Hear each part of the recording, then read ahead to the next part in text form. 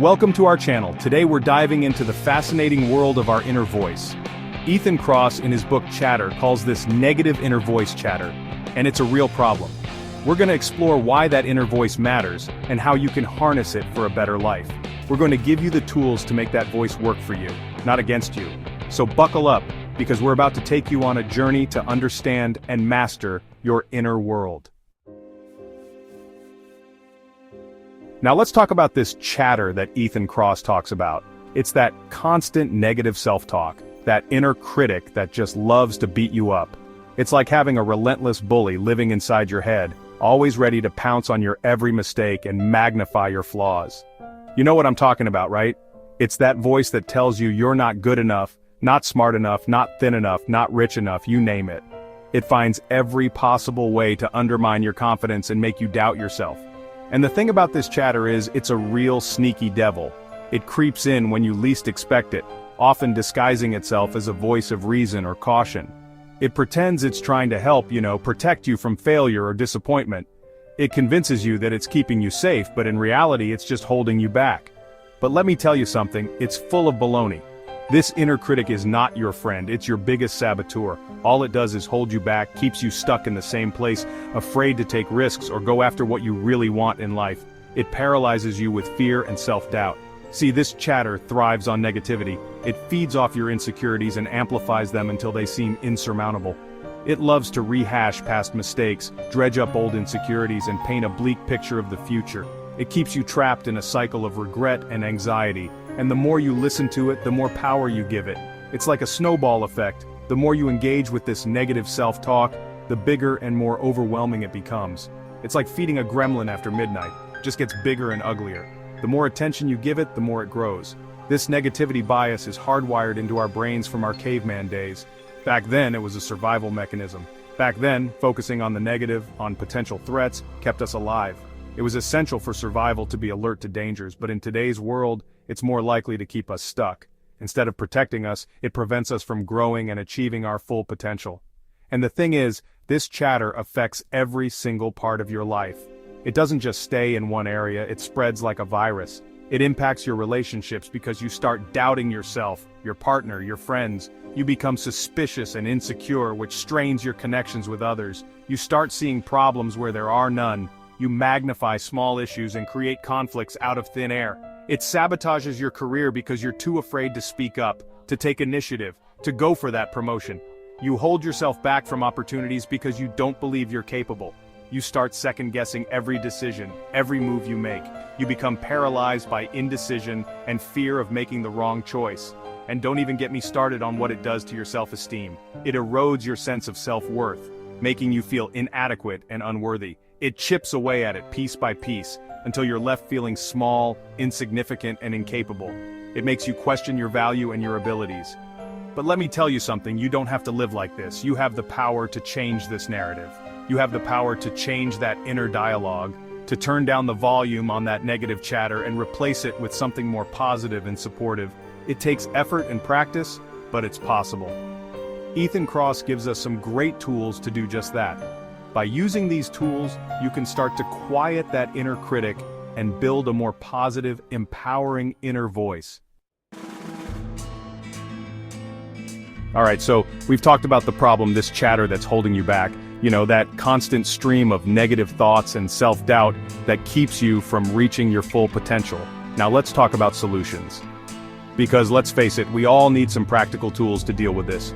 Ethan Kross lays out some powerful strategies in his book, Chatter, The Voice in Our Head, Why It Matters and How to Harness It.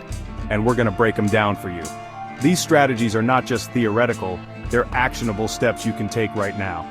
First up, we've got distanced self-talk. This is a technique where you talk to yourself as if you were another person. Now this might sound a little weird at first, and you might feel a bit silly doing it, but trust me, it works. It's a simple yet effective way to gain some perspective. It's all about shifting your perspective, stepping outside of your immediate emotional experience. Talking to yourself in the third person. Instead of saying, "I'm so stressed about this presentation," you'd say, "Gabby's feeling stressed about this presentation." This small change can make a big difference. By using your name or even you're creating some distance between yourself and the problem. See what we did there? This technique helps you to look at the situation more objectively. By using your name or even you're creating some distance between yourself and the problem. It's like you're looking at the situation from the outside in, like an observer. And you know what? That little shift can make all the difference. Next, we've got reframing. Now this one's all about changing the way you look at a situation. It's about finding a new angle, a new perspective. Instead of focusing on the negative, which is so easy to do, you're gonna look for the positive, the opportunity for growth. This isn't about ignoring the bad stuff, but about finding a balance, a way to see the silver lining. Let's say you get passed over for a promotion. Your initial reaction might be disappointment, frustration. Your chatter's gonna go into overdrive telling you you're not good enough, that you'll never get ahead. It's a downward spiral if you let it take over. But hold on a minute. What if you reframed that situation? What if you saw it as a chance to learn new skills, to gain more experience, to position yourself for an even better opportunity down the road? This shift in perspective can be empowering. What if you saw it as a chance to learn new skills, to gain more experience, to position yourself for an even better opportunity down the road? See, by changing your perspective, you change your entire experience. You change your entire experience. This can lead to a more positive outlook and better mental health. Now let's talk about environmental cues. This one's all about using your surroundings to your advantage. Certain places, certain sounds. This one's all about using your surroundings to your advantage. Certain places, certain sounds, certain smells can trigger different emotions, right? Your environment plays a huge role in how you feel. So if you're constantly surrounded by clutter and chaos, it's going to be a lot harder to quiet that inner chatter. It's going to be a lot harder to quiet that inner chatter. Your mind reflects your surroundings. But if you create a calm and organized environment, a space that makes you feel good, a space that makes you feel good, well, that's going to have a positive impact on your mental state. It's like giving your mind a clean slate. And finally, we've got mindfulness and rituals. These are practices that help you stay grounded. Now, mindfulness is all about being present in the moment, paying attention to your thoughts and feelings without judgment.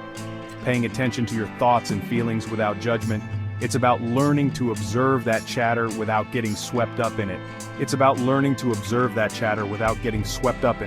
By incorporating these strategies, you can start to tame the beast of inner chatter and take control of your mental landscape.